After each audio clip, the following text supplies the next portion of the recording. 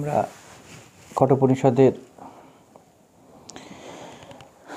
দ্বিতীয় বল্লীর 9 এবং 10 নম্বর মন্ত্র দিয়ে মধ্যে দিয়ে এখন যাব। 9 নম্বর মন্ত্র বলছে, নৈষা তর্কেণা মতিরাপনেয়া প্রত্যন্যেনৈব সুজ্ঞানায় পৃষ্ঠা ইয়াং ত্বমাপঃ সত্যধৃতির্বতাসি ত্বাদৃং ন ভূয়াৎ নচিকেত পৃষ্ঠা। অর্থাৎ বলা হচ্ছে, হে প্রিয় নচিকেতা, শ্রেষ্ঠ আত্মজ্ঞানকে শুষ্ক তর্ক বিতর্ক দিয়ে লাভ করা যায় না। এর সাথে এটাও বলছে যে আপনি প্রখর বুদ্ধি এবং মেধার অধিকারী। আপনি নিশ্চিত বুঝতে পারবেন যে তর্কের দ্বারা কিন্তু কাজ হওয়ার নয়। বলা হচ্ছে, নচিকেতা, তুমি যথার্থ সত্য সন্ধান করছো, তুমি জিজ্ঞাসু প্রকৃতির। আমার আন্তরিক ইচ্ছা যেন তোমার মতো শিষ্য আমি আরও প্রাপ্ত হই, বা প্রত্যেকে যেন তোমার মতো শিষ্যকে প্রাপ্ত হতে পারে। দ্বিতীয় মন্ত্র বলছে 10 নম্বরের, জান্যাম্যহ সেবধিরিত্য নিত্যম না হ্যা ধ্রুবৈঃ প্রাপ্যতে হি ধ্রুবং তৎ ততো ময়া নাচিকেতশ্চিতোগ্নিঃ অনিত্য দ্রব্যৈঃ প্রাপ্তবানস্মি নিত্যম। অর্থাৎ বলছে, হে নচিকেতা, আমি অর্থাৎ যমরাজ নিজের কথা বলছে,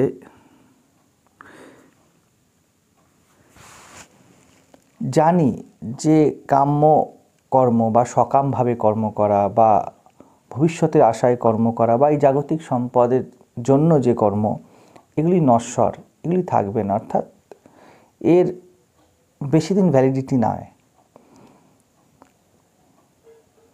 এর দ্বারা নিত্য পথকে প্রাপ্ত করা যায় না। তবুও আমি নচিকেত অগ্নি চয়ন করেছি নিজের জীবনে এবং অনিত্য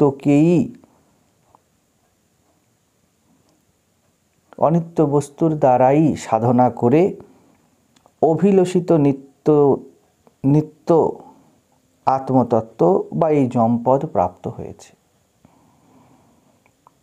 কি বলতে চাইছে? প্রথম মন্ত্র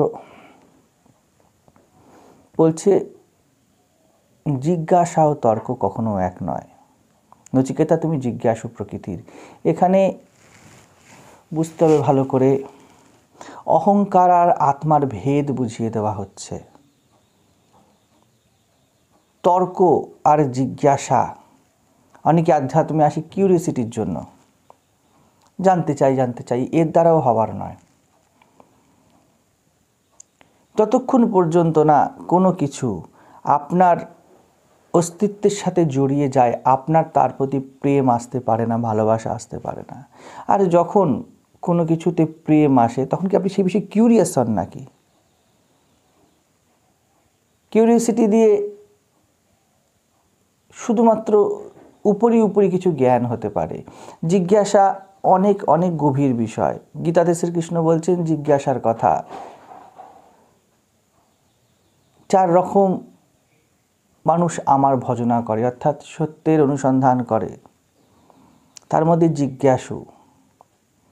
জিজ্ঞাসুর পাত্র খালি থাকে। তর্ক নিজের অহংকারের পাত্র ভরেই এসেছে। অধ্যাত্ম বুদ্ধির চরমতম শিখরে গিয়ে সমর্পিত হওয়ার বিদ্যা। যে এরকম পারবে নিজের সমস্ত বুদ্ধি জ্ঞানকে যে ঘষে দিতে রাজি। সাধারণ মানুষ কি করতে চায়? সাধারণ মানুষ বুদ্ধি জ্ঞানের বড়াই করতে চায়, বুদ্ধি জ্ঞানকে বাড়াতে চায়। পার্থক্য বুঝুন।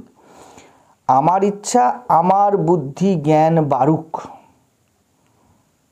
আধ্যাত্মে বুদ্ধি জ্ঞান বাড়ানো হয় না, বুদ্ধি জ্ঞানকে ঘষে নিঃশেষিত করে দেওয়ার সংকল্প থাকে। নিঃশেষিত কেন করে দেওয়া হবে? বুদ্ধি তার সমস্ত অশুদ্ধি ছেড়ে দিলে বোধে রূপান্তরিত হয়। আমাদের যে এই বুদ্ধি, এই বোধ, এই জগৎ বোধ, এ বড় অশুদ্ধ বোধ। তর্ক এই বুদ্ধিকে আরও শক্ত করে।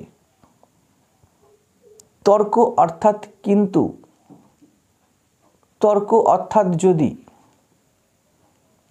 যেখানেই দেখবেন আপনার কোনো বস্তুগত ভৌতিক কেন্দ্র থাকবে, সেখানেই তর্ক এসে দাঁড়াবে।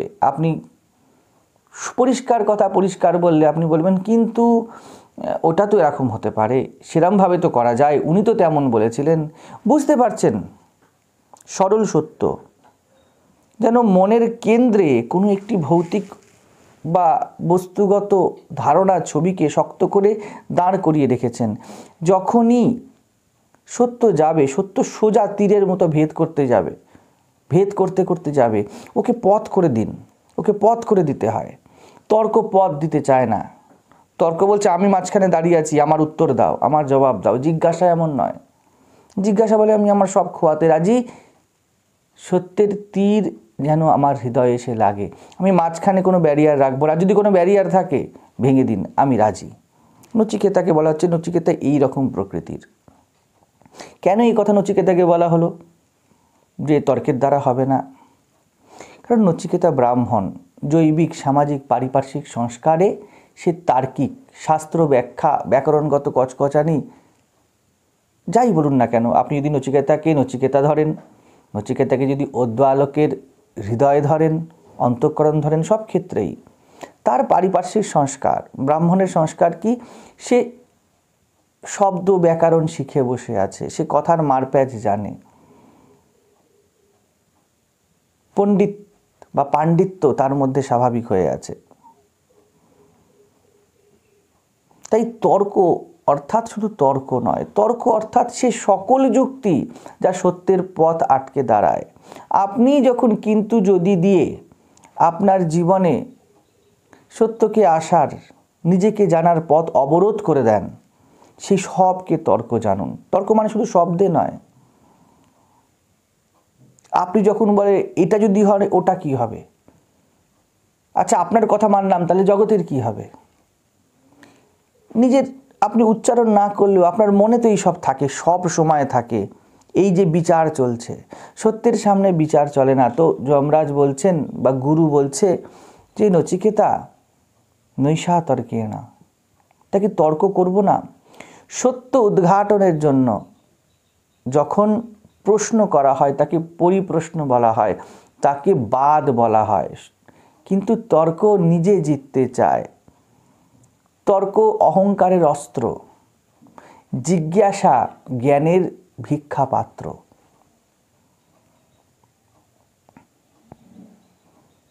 তাই তর্ক ত্যাগ অর্থাৎ আপনার অতীতের ধারণা, কনসেপ্ট ত্যাগ, অহং ত্যাগ করতে বলা হচ্ছে। শুধু বৌদ্ধিক কসরত নয় বা আবেগের খেলা নয় আধ্যাত্ম। এই জন্য আচার্য প্রসন্ন হয়ে বলছেন, হে নচিকেতা, তোমার মতো বুদ্ধিমান, তোমার মতো ধীর, সত্য সন্ধানী ব্যক্তি আমি নিশ্চিত যে এই বৌদ্ধিক বা বুদ্ধির ফেরে পড়ে গিয়ে সত্য থেকে নিশ্চিত সরে যাবে না। অনেকেই ইন্টেলেকচুয়াল প্লেজার নিয়ে মত্ত হয়ে থাকে। আমি জানি এই অভিমান যেতে চায় না, এখানে আটকে পড়ে। বোধ বুদ্ধির পারের বিষয়, বুদ্ধির শেষ অবধি আমি জানি এই কথাটি থাকলেও থাকতে পারে, কিন্তু যত বুদ্ধি শোধিত হতে থাকে, যত আপনি আপনার গায়ের ময়লা পরিষ্কার করতে থাকেন, ততই আপনি আর আপনি থাকেন না। প্রচণ্ড ধুলো কাদা মেখে রেখেছিলেন, আয়নায় যেমন দেখছেন, বহু বছর ধরে আয়নায় দেখেছেন ধুলো কাদা মাখা। যেমন দেখবেন আজকাল অনেকে ভিডিওস করে, রাস্তা থেকে পাগলকে তুলে নিয়ে গিয়েছে, চুল ঠুল তাকে কাটা হলো, নোংরা পরিষ্কার করা হলো, দাড়ি কাটা হলো, কাপড় চোপড় বদলানো হলো, সে যেতে চায় না। ওই ব্যক্তি যেমন পরিষ্কার হওয়ার পর দেখায়, শুদ্ধ বুদ্ধি সেই রকম। শুদ্ধ বুদ্ধি এই সামনের বস্তুকে বদলায় না, শুদ্ধ বুদ্ধি আপনাকেই বদলে দেয়, আপনি নিজেকে চিনতেই পারবেন না। তো বোধ বুদ্ধির শোধনের কথা, বোধ আলাদা বুদ্ধি আলাদা এরকম নয়। আমরা কথাটা বলার সময় বলি বোধ বুদ্ধি, তোর বোধ বুদ্ধি নেই রে, তা নয়। বুদ্ধি যখন অহংকারের দাসী, এমনিতেই বুদ্ধি অহংকারের আন্ডারে থাকে, যখন অহং বুদ্ধিকে নিজেকে মোটা করতে ইউজ করে তখন আসে তর্ক। আর যখন অহং বুদ্ধিকে নিজেরই শুদ্ধতায় পরিচ্ছন্নতার কাজে লাগিয়ে দেয় তাকে বলা হয় বোধ, তাকে বলা হয় জিজ্ঞাসা। জিজ্ঞাসার থেকে বোধের জন্ম হয়। জিজ্ঞাসায় আপনার চিত্তের পাত্র খালি করে আপনি নিয়ে যান। যোগ বাশিষ্ঠের জন্য বলা হচ্ছে না তত্ত্বজ্ঞ না অল্পজ্ঞ। তর্ক বলে আমি তত্ত্বজ্ঞ, আমি কি কম জানি নাকি? তার পাত্র খালি হয় না। এই কথা বলা হচ্ছে না যে ব্যক্তি কিছু জানে না, আবার সেই জন্যই বলে দিচ্ছে অল্পজ্ঞের দ্বারাই হবে না, আমি কিচ্ছু জানি না, কিছুই বুঝি না। বলা হলো আত্মা, আর ব্যক্তি বলছে হ্যাঁ আত্মা, ও কি সেটা? এর দ্বারাও হবার নয় ব্রহ্মবিদ্যা। এখন অনেক কোর্স বাকি আছে তার, সে আগে পড়ুক, সে কিছু জানুক, কিছু ধারণা আসুক। আবার তত্ত্বজ্ঞ, আমি কি কম জানি? এই তত্ত্বজ্ঞের জন্য কোনো সাধনা নয়। ব্রহ্মবিদ্যা গুরুমুখী বিদ্যা, গুরুর সামনে বসে যা শেখা হয় তা উপনিষদ। প্র্যাকটিক্যালি আচার্যের সামনে, জীবন দ্রষ্টার সামনে বসে জীবন বাঁচার কৌশল শেখাকে উপনিষদ বলা হয়।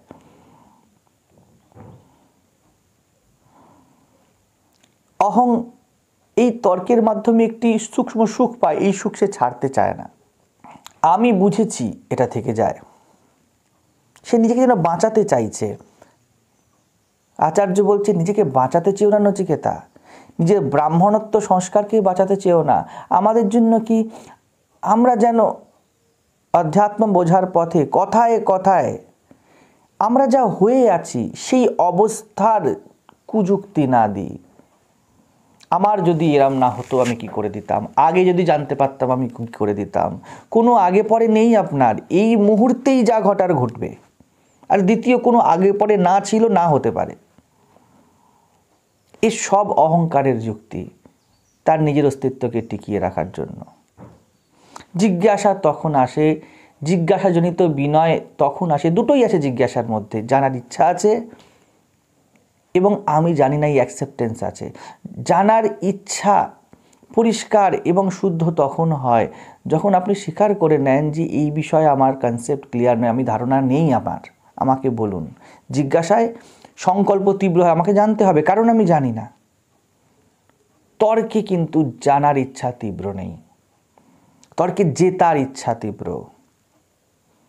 তর্কে অহংকার জিততে চায়, আর জিজ্ঞাসায় অহংকার হারতে চায়। তর্ক যেন বলছে আমাকে জিততে হবে, আমি বদলাবো না, এরম থাকতে থাকতেই আমি জিতব। আর জিজ্ঞাসাতে যাতে বলছে আমার শোধন করে দাও, আমাকে তুলে নাও। তো এই জিজ্ঞাসা চাই।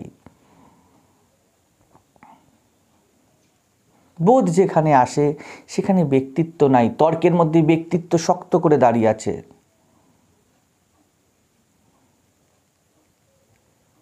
সত্য উদ্ঘাটনের জন্য জিজ্ঞাসা চাই, জিজ্ঞাসায় ব্যক্তিত্বের পাত্রকে একদম খালি করে আনা হয়। একদিকে শ্রদ্ধা চাই, তীব্র সংকল্প, অন্যদিকে জিজ্ঞাসু হয়ে দুধ থেকে মাখন বের করে নেবার মতো যোগ্যতা চাই। যোগ্য যত আপনি হতে থাকবেন ততই আপনার মধ্যে জিজ্ঞাসা বাড়বে। এটাই লক্ষণ জেনে রাখুন। আপনি যত অযোগ্য হবেন তত আপনি নিজেকে প্রোটেক্ট করতে চাইবেন, ভয় থাকবে না ভিতরে, অযোগ্যতা আছে না, খামতি আছে, যেখানে অপূর্ণতা আছে সেখানে ভয় আসবে। তো অপূর্ণ ব্যক্তি তর্ক করতে থাকবে, আর যে ব্যক্তি যত যোগ্য হবে সে জিজ্ঞাসা করতে চাইবে, সে জিজ্ঞাসার দিকে এগোবে, সে নিজের খালি পাত্রকে ভরে নেওয়ার দিকে এগোবে। সে কোন অর্থে পূর্ণ, তাহলে খালি পাত্র বলছেন সেও তো অপূর্ণ, সে তার যথার্থতা জানে। দেখুন আমরা ধারণা করে রাখি যে সব জানে সে পূর্ণ, আজ্ঞে নয়। যে নিজের হাল হকিকত পরিষ্কারভাবে জানে সে ব্যক্তি পূর্ণতার পথে এগিয়েছে, সে ব্যক্তি পূর্ণ। এই জন্য আমাদের মহাপুরুষরা নিজেদের মনের হাল খুলে বলতেন। তারা বিশাল বড় ছিলেন এই জন্য নয় যে তারা অনেক কিছু জানেন, তারা বিশাল বড় এই জন্য যে তারা জানা অজানার পরিধিকে স্বীকার করে নিতেন। তারা বলে দিতেন আমি দীন, আমি হীন, আমি কাঙাল, আমি আপনার শরণাগত। অর্জুন সব জানতা হয়ে বসে যায়নি, মন খুলে দিয়েছিল। তারপরেও নিজেকে বাঁচাতে দেখুন অর্জুন কেমন তর্ক করছে গীতায়, কুযুক্তি দিচ্ছে। প্রথম চ্যাপ্টার, দ্বিতীয় অধ্যায়, তৃতীয় অধ্যায়, আস্তে আস্তে আস্তে আস্তে অর্জুন জিজ্ঞাসুতে পরিণত হচ্ছে।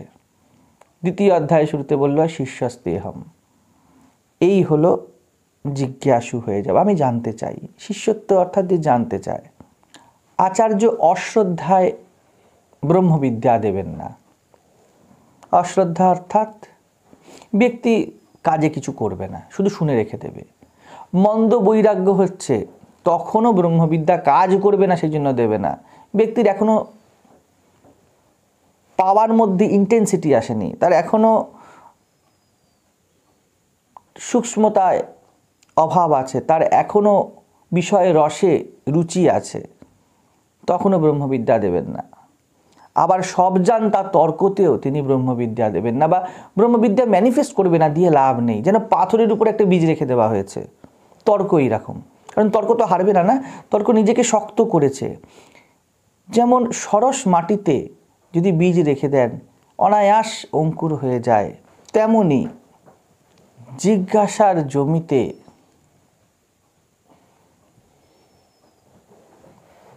বিনয়ের রস থাকে, জিজ্ঞাসার ভূমিতে যথার্থতার সিক্ততা থাকে। তার ফলে জ্ঞানের বীজ সহজেই বাড়ে, কিন্তু তর্ক পাথরের মতো হয়ে যায়। সেই জন্য তার্কিক সব জানতাকে দিয়ে কোনো লাভ নেই। তো এর সাথে আরও বলছে নচিকেতা, অধ্যাত্ম তো অহংয়ের বিসর্জন দাবি করে এবং তর্ক তো অহংকেই তীব্র করে। এই তিনটে ক্ষেত্রেই অহংকার সঘন। বলছেন নচিকেতা তুমি তেমন নও।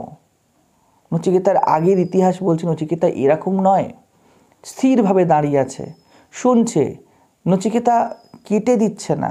দেখুন নচিকেতা যখনই প্রলোভন আসছে, প্রলোভনকে এড়াচ্ছে, হাত জোর করে গুরুর সামনে বলছে তো বটে, পরিষ্কার কথা, পরিষ্কার সত্য, যে চাই না আপনার ভোগ, আপনি রাখুন, কিন্তু হাত জোর করে বলছে। এই দুটো একসাথে, সত্য সংকল্প প্লাস বিনয়, এটা গুরু দেখতে চায়। গুরু এমন শিষ্য চান, কারণ গুরু তাই নিজের জন্য ব্যক্তিগত কোনো দাবি থাকে না। কিছু সামনের জনের যন্ত্রণাকে অস্বীকার করবে কিভাবে? সেও তো এই যন্ত্রণার শৃঙ্খলার মধ্যে দিয়ে গিয়েই আজকে আলোকিত হয়েছে।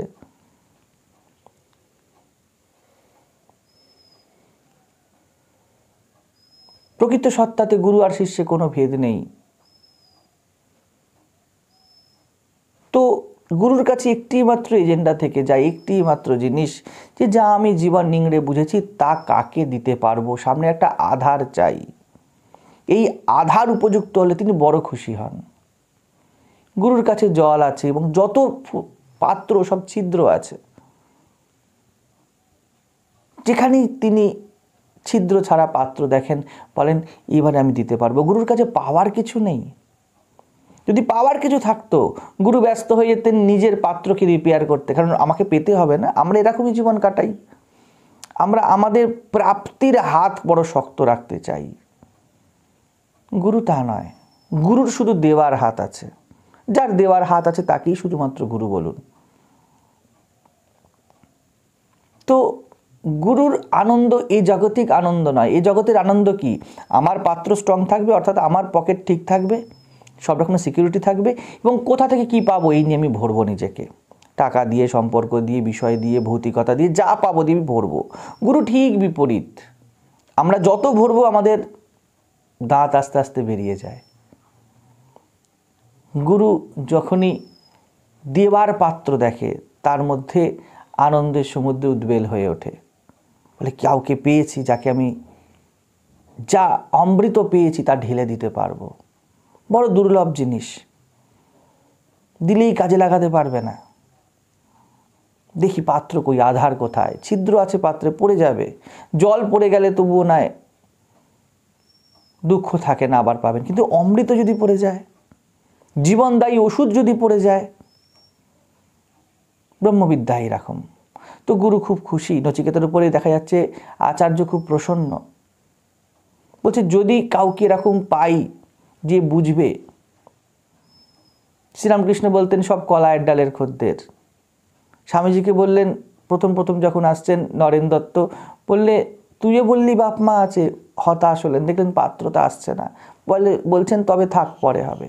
আবার উদাহরণ দিচ্ছেন, একটা ভূত শনি মঙ্গলবারে পড়ে গিয়েছিল একজন, তাতে ভূত হয়েছিল, সে ভূত খুঁজছিল, আমিও তেমন ভূত খুঁজছি, অর্থাৎ আমি পাত্র যোগ্য আধার খুঁজছি।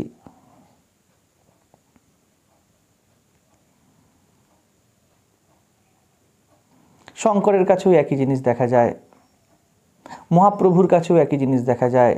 তারা আধার দেখেই নিজেকে উজাড় করে দিয়েছেন। তো ব্রহ্মবিদ্যার মূল ক্রাইটেরিয়া এই, আপনি উপযুক্ত অধিকারী হয়ে যান।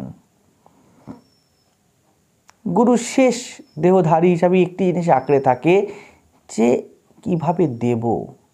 পুরো জগৎ জেগে থাকে কি পাবো, গুরু জেগে থাকে কি দেব। সেই জন্য আচার্য এমন উপযুক্ত শিষ্য পেয়ে বড় খুশি, বলছে এমন সর্বাঙ্গীন আধার যেন সবাই পায়, যাতে জীবনের শিক্ষাকে ঢেলে দিতে পারি। এরপর 10 নম্বর মন্ত্রে বলছে যে আমি জানি এই জগৎ এবং ভৌতিকতা মিথ্যা। এই কথা কেন বলছেন, কি দরকার ছিল যমরাজের এই কথা বলার? বলছেন কেন, যে নশ্বরকে দিয়ে অবিনাশীকে পাওয়া যায় না, সেটা আমি জানি। নচিকেতা এই জন্যই তো তার কাছে এসেছে, যাতে ব্রহ্মবিদ্যা পেতে পারে। তো নিজেকে কি প্রতিপাদন করতে চাইছেন যমরাজ? জীবন বাঁচার দুটো পথ, এক নশ্বরে মত্ত থাকো ও যন্ত্রণা, আন্তরিক যন্ত্রণা ভোগ করো, আর না হলে বাহ্যিক বা স্থূল বদলে যায় এমন সব কিছুর থেকে মন তুলে নাও, সুবিধা থেকে মন তুলে নাও, আর অন্তরে মত্ত হয়ে যাও। অনিত্যের বা নশ্বরের সাধনাই অ্যাভারেজ মানুষ করে, সারা জীবন ধরে করে, পুরো টাইম এফোর্ট চিন্তা সব ভৌতিক সুখ সুবিধাতে লাগিয়ে দেয়। আপনি পুজোই করুন, কোনো দেবতার সাথে যুক্তই থাকুন, কোনো সম্প্রদায়তেই যান, কোনো নির্দিষ্ট যোগ ক্রিয়াকলাপ ইত্যাদিই করুন, কিচ্ছু এসে যায় না। জেনে রাখুন আপনি তার সাধনা করছেন যা আপনার জীবনে সবথেকে গুরুত্বপূর্ণ, যাকে মনে সবথেকে উঁচু দিয়েছেন, যাকে ছাড়া আপনি থাকতে পারবেন না। সব চলে যাক, অথচ যেন তা না যায় এমন যা আছে, আপনি তারই সাধক। 99% মানুষের গাড়ি গিয়ে আটকাবে দেহেতে, তাহলে জেনে রাখুন আপনি দেহের সাধনা করছেন, আপনি দেহকে সুখ দেওয়ার চেষ্টা করছেন, তার উপরেই টাইম স্পেন্ড করছেন। আপনার সম্পর্ক, আপনার টাকা, আপনার পরিবার, আপনার চাকরি, যাই বলুন না কেন, কী জন্যে? এই ভৌতিক অস্তিত্বকে মজা দেওয়ার জন্য। তো আপনি দেহের সাধক, সত্যের সাধক নন, আত্মার সাধক নন। তো এখানে আচার্য বলছেন আমি জানি এই যে কর্মফল থেকে জাত বা ভবিষ্যতের আশাতে কাজ যখন করা হয়, আমরা সব ভবিষ্যতের আশায় কাজ করি, আশাতেই আমরা বেঁচে আছি।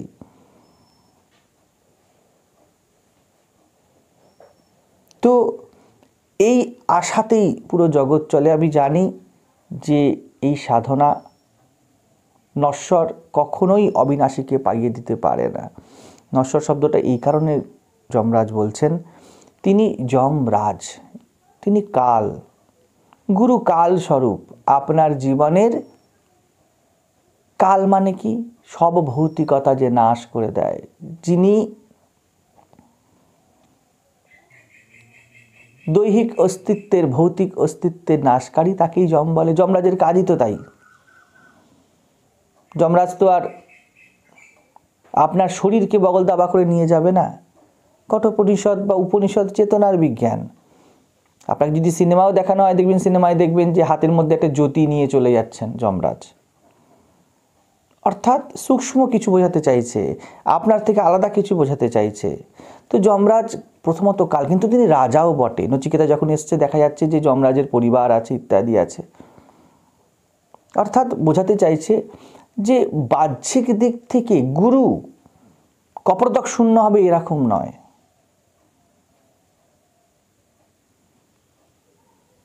সাধনা স্থূল নয়, প্রচলিত আচরণ সাধনার মাপদণ্ড নয়। এটাও ঠিক যে অন্তর বদলালে বাহিরও বদলায়, কিন্তু অবিনাশী তো সাধনলভ্য নয় যে আপনি কিছু করে পাবেন। কিছু করে শুধু বিনাশীকে পাওয়া যেতে পারে। একটা বিনাশী থেকে অন্য বিনাশী পেতে গেলে আপনাকে কিছু কর্ম করতে হবে। আপনি দেখুন, আপনি জীবনে যা কিছু অ্যাচিভমেন্টস করেছেন সব বিনাশীর সাধনা। বিনাশীর বিলোপী জীবন থেকে বিনাশীকে, চিত্ত থেকে বিনাশীকে তাড়িয়ে দেওয়াই, তার গুরুত্বকে গৌণ করে দেওয়াই প্রত্যাখ্যানই যথেষ্ট। তো নচিকেতা এসে দেখেছি তো যমরাজের তো সব আছে, ওই জন্য বলছে আপনি আপনার জিনিসপত্র রাখুন, যাতে তার অহং না বেড়ে যায়, যাতে তার নৈতিক এবং বাহ্যিক আচরণের মধ্যে শিষ্যের মন না চলে যায়। তো বলে দিচ্ছে আমি জানি তুমি যে দেখছো এত কিছু আছে, এই সবের আমার কোনো প্রয়োজনীয়তা নেই, আপনাদের জন্য এই এত কিছু ব্যবস্থা করা হয়েছে। এখানে ক্যামেরা আছে, লাইটস আছে, এসি আছে, যাবতীয় যে জিনিসপত্র, এই যে ওয়েবসাইটের মধ্যে বসেছি, ওয়েবসাইট ক্রিয়েট করা হয়েছে, দেখলে মনে হয় দেখো মডার্ন বাবাজি। মডার্ন হতে হয়েছে এবং মডার্ন হতে হবে, কারণ আপনি এগিয়ে আসবেন না। যম কাল বটে, গুরু বটে, কিন্তু তিনি রাজা, রাজ পদে বসে আছেন। তিনি আন্তরিক রাজা, কারণ তিনি এই সব পদের থেকে নিজেকে ঊর্ধ্বে তুলে রেখেছেন এবং তিনি বাহ্যিক ক্ষেত্রেও ভৌতিক বিভিন্ন জিনিস নিয়ে আছেন। আমরা ভৌতিকতা সাধুর সাথে জুড়তে পারি না, গুরুর সাথে জুড়তে পারি না। আমরা মনে করি মোটা ফাটা জুতো হবে, পুরনো মোটা জামা কাপড় পরে থাকবে, কুঁড়ে ঘর থাকবে, সমাজ থেকে দূরে থাকবে, তবে সে সাধু। এই তো যমরাজ রাজা হয়ে বসে রাজ সিংহাসনে তিনি জ্ঞান দিচ্ছেন। তো যমরাজ বুঝে গেছেন যে একটা অ্যাভারেজ মন কি বুঝবে, তাই বলে দিচ্ছেন যে জগৎ যে মনে করে যে সাধুদের আশ্রম কিরকম হবে, কুটিয়ার মতো হবে, একধারে থাকবে। দেখুন না, আমাদের মাথায় সব ধারণা, যেখানেই আমরা দেখবো একটা অডি গাড়িতে একটা সাধু নামছে, আমরা যেন নাকটা সিটকে ফেলি।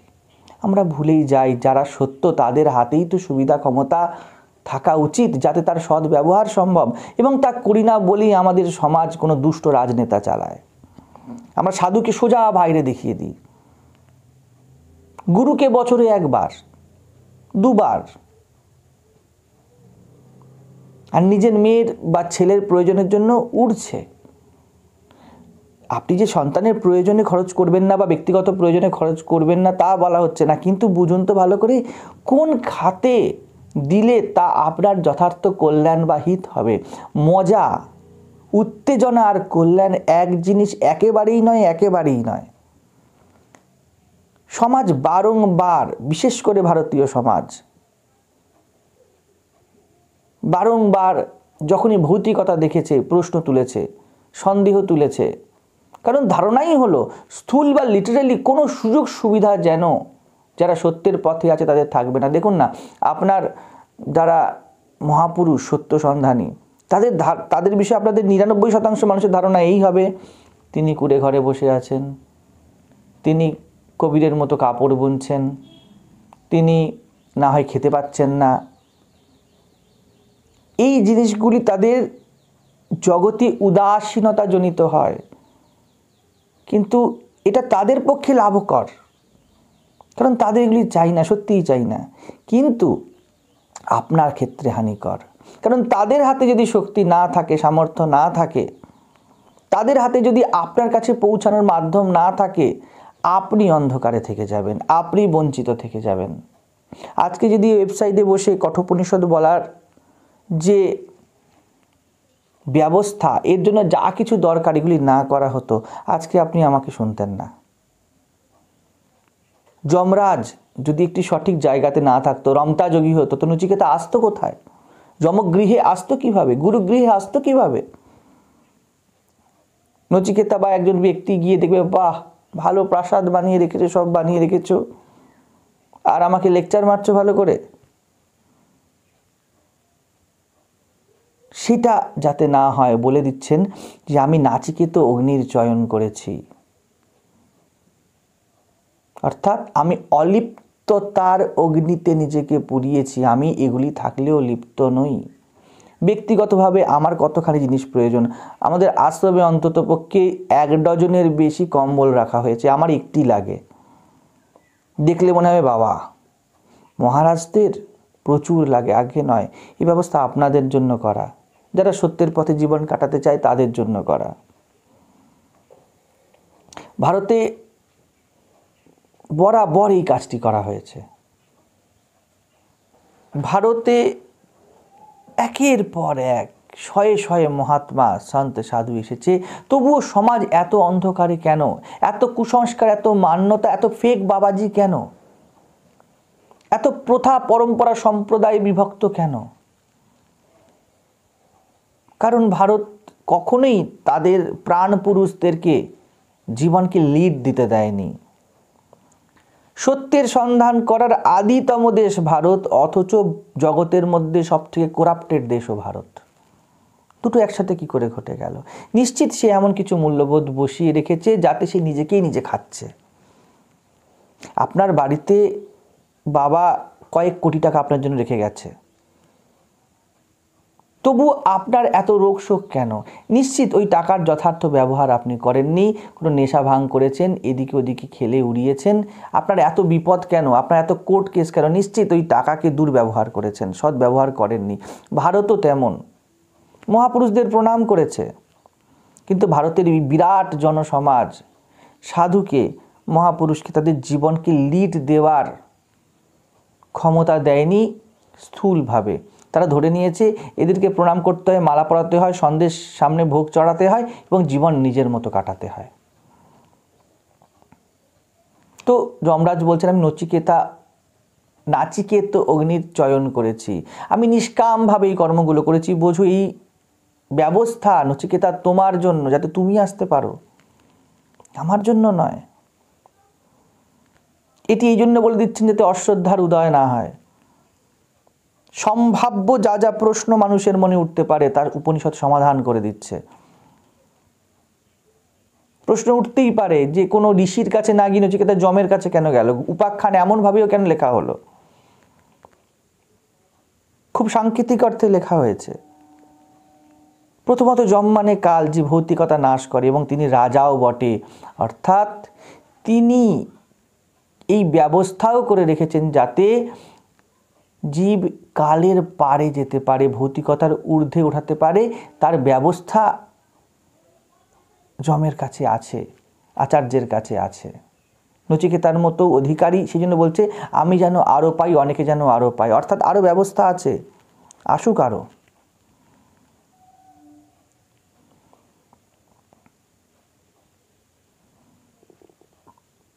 যমরাজ বলছে আগেই বুঝেছি এইসবে হবার কিছু নয়।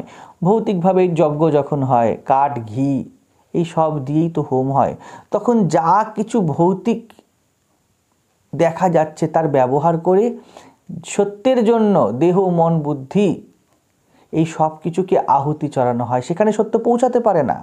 কাঠ হোমে পড়ার পরে আর কাঠ থাকে না, কিন্তু এই কাঠ আর ঘিয়ের পূর্ণ ব্যবহার চাইতো। কাঠ আর ঘি অনিত্য,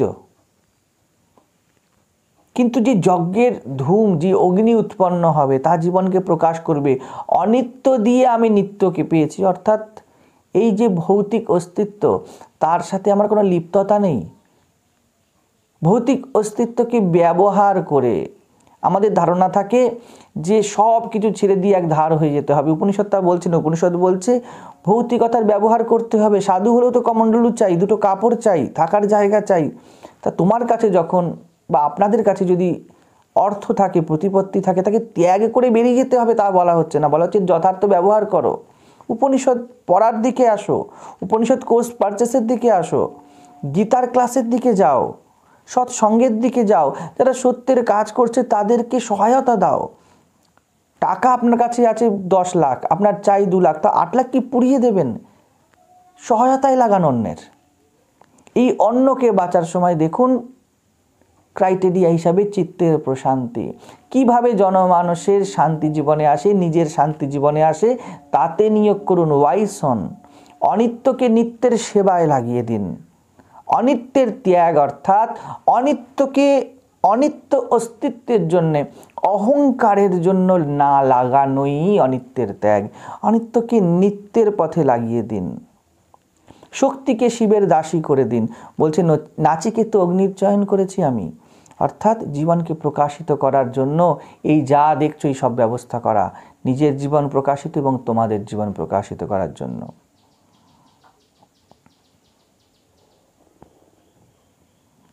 নিজের আহুতি চাই, সচেতনভাবে আহুতি চাই, তবে মাত্র নিত্যত্ব বা আত্মতত্ত্ব পাওয়া যায়।